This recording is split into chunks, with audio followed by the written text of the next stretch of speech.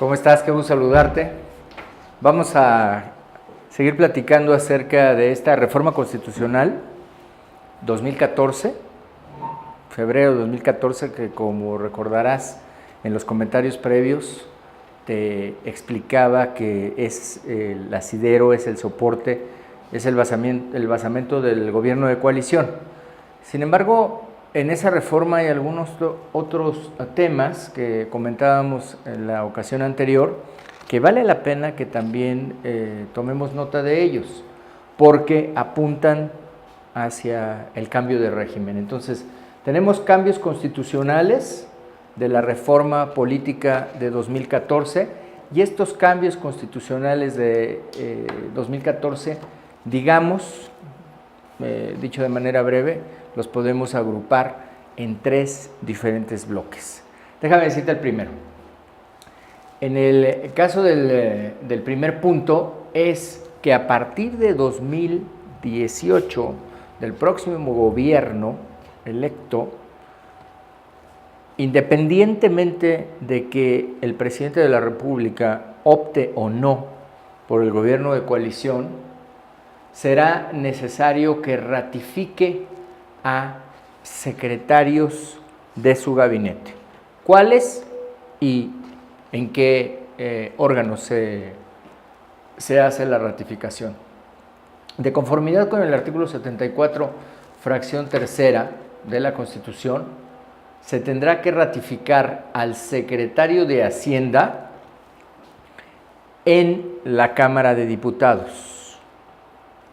Y de acuerdo con el artículo 76, en su fracción segunda, se tendrá que ratificar al secretario de Relaciones Exteriores y al secretario o secretaria de la Función Pública. Bueno, y el segundo punto de estos cambios constitucionales de la reforma política de 2014 es la reelección consecutiva de senadores y diputados o diputadas. Esta está prevista en el artículo 59 de la Constitución Federal y te habla que los senadores pueden ser electos hasta por 2 periodos consecutivos. Quiere decir que un senador o senadora de la República puede estar en aptitud de ejercer hasta por 12 años ese cargo si es que fuera reelecto. Y en el caso de los diputados o diputadas, por 4 periodos. Quiere decir que aquí estás empatando prácticamente con los senadores, con las senadoras de la República, a hablar de 12 años. 12 años aquí, 12 años aquí también. Esta es la posibilidad cuando hablas de esta reforma política, de lo que tanto se discutió, que pudieran continuar en el ejercicio. ¿Por qué razones? ¿Cuáles fueron las razones que se plantearon para llevar a cabo esta posibilidad de la reelección de los senadores y de la reelección de diputados o diputadas? Bueno, pues de lo que se habló es de fortalecer el control de gobierno por parte de las cámaras. Aquí vuelves a ver esta idea de cambio de régimen, de una mayor participación del legislativo respecto del ejecutivo. También de dar seguimiento a las agendas legislativas, agendas que muchas veces no se pueden concluir en un solo ejercicio legislativo y bueno, pues que no se queden, como comúnmente se dice, en la congeladora, y contar con cuerpos estables de legisladores, es decir, pues los legisladores que ya conocen del tema, que tienen esta capacidad y esta facilidad del trabajo legislativo. Y el punto número 3 de este cambio en la reforma política de 2014, de esta línea hacia el cambio de régimen, es la autonomía de la Fiscalía General de la República. Este es un punto que se encuentra en la, digamos, en la literatura constitucional cuando se habla de esto, de los controles al Ejecutivo. Y aquí ves muy claro cómo de lo que se trata conforme a la reforma del artículo 102 constitucional es que el fiscal general de la República, hoy Procurador General de la República, pues se convierta en un órgano público autónomo, con personalidad y con patrimonio propios. Esto no sucede hoy, es directamente propuesto por el presidente de la República, aprobado por el Senado, pero no tiene ni la personalidad jurídica ni el patrimonio propio. Esta será una nueva figura de la que ya se ha hablado mucho, de la que se ha comentado en muchas ocasiones, y así tendremos una Fiscalía General de la República autónoma, con personalidad y patrimonio propio.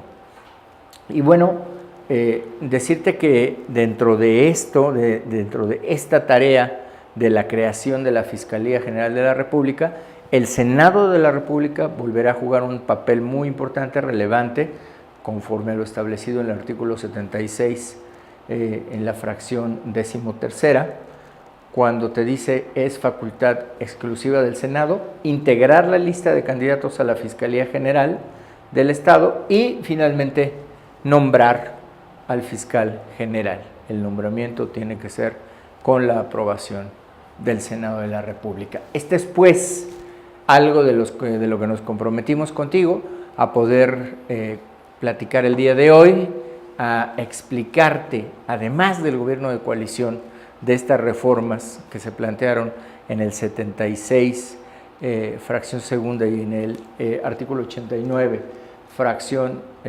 17ª, estos otros cambios. Como verás, son cambios muy importantes. Es importante que tú sepas que estas ratificaciones de secretario de Hacienda o secretaria, de secretarios o secretarias de Relaciones Exteriores y de Función Pública, se tendrán que hacer necesariamente, independientemente de que haya gobierno de coalición. Como tú ya bien sabes, si es gobierno de coalición, ¿qué pasa? Pues se tienen que ratificar a todos los secretarios, a todas las secretarias, hecha excepción de Ejército y de Marina. Entonces, te dejamos hoy con esta parte de la explicación, pero no me quiero despedir sin antes responder a quienes nos están aportando preguntas muy interesantes, comentarios muy valiosos, y les agradezco muchísimo que nos estén siguiendo con esta serie de gobierno de coalición y con algunos otros temas que de repente abordamos. A Sergio Domínguez, que nos dice, y si le quitan al presidente, si quitan el poder al presidente, ¿quién será el responsable en caso de que algo falle? Recuerda, Sergio, que lo que planteamos aquí es que el poder, es decir, el presidente cede una parte del poder, pero la responsabilidad es compartida entre el legislativo y el ejecutivo. Quiere decir que ahora no solamente respondería el presidente de la República, sino pues sería responsable tanto el poder legislativo como el poder ejecutivo federal. Los dos serían responsables si algo no sale bien.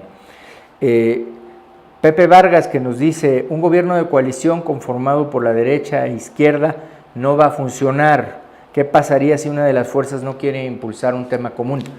Hay un compromiso, déjame recordarte, primero, que esta elección que vamos a vivir, 2018, es una elección en donde están coaliciones.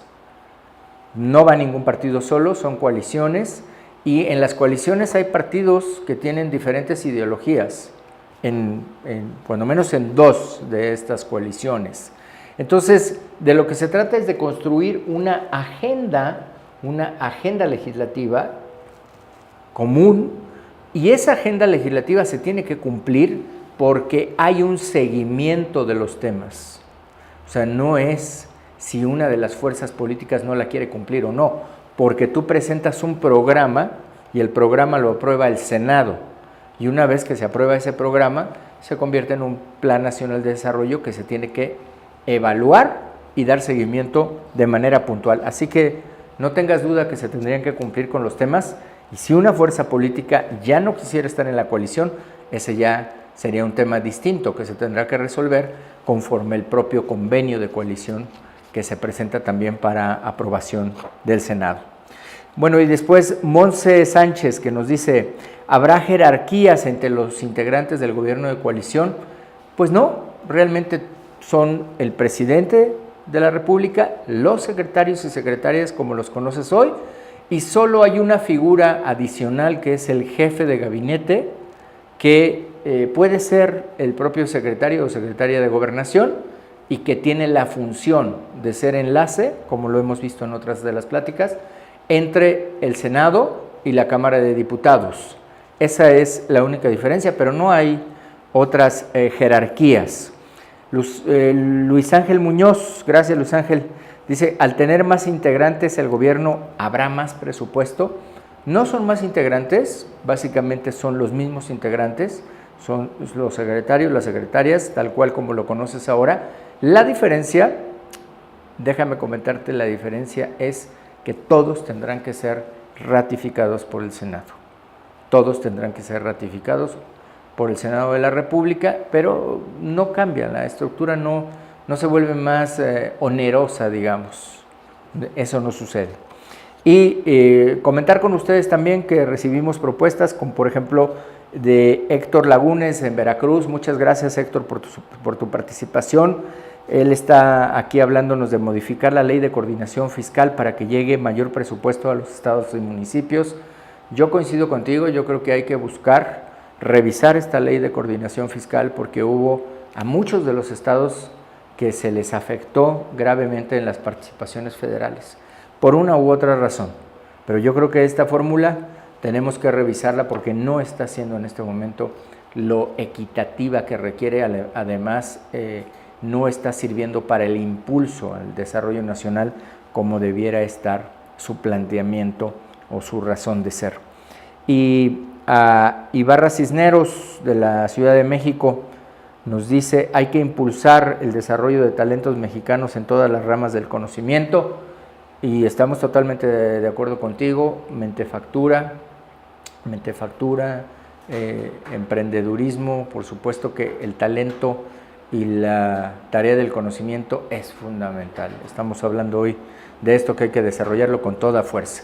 Así que me da mucho gusto saludarte, gracias por acompañarnos, nos vemos la próxima. Vamos a seguirte hablando de otros temas interesantes en gobierno de coalición y sus implicaciones. Que la pases muy bien.